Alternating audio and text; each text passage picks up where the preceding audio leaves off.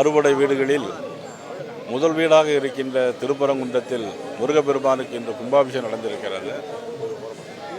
இப்பொழுது நடக்கின்ற ஆண்டும் வருகின்ற ஆண்டும் முருகன் ஆண்டாக, இது எல்லா ஆண்டும் முருகனுடைய ஆண்டாக இருக்க வேண்டும் என்று இந்த நேரத்தில் கேட்டுக்கொண்டு, தமிழகத்தில் மட்டுமல்ல உலக மக்கள் அனைவரும் முருகப்பெருமானுடைய அருளோடு எல்லா வளங்களும் எல்லா செல்வங்களும் பெற்று எந்த விதமான இடையூறு இல்லாமல் எல்லோரும் நல்லபடியாக வாழ வேண்டும் என்று முருகனை வேண்டுகின்றேன்.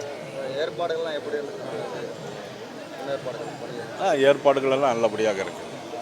இப்போ வந்து பக்தர்கள் முக்கால்வாசி பேர் வந்து உள்ள சன்னதிக்குள்ள அந்த தெருக்கள் அனுமதிக்கப்படலை அப்படின்ற மாதிரிலாம் நிறையா இருந்துட்டு ரொம்ப கெடுபடியாக இருந்துட்டு, அதாவது கூட்டத்தில் தவிர்க்கிறதுக்காக வேண்டி சில ஏற்பாடுகள் செய்திருக்கலாம்.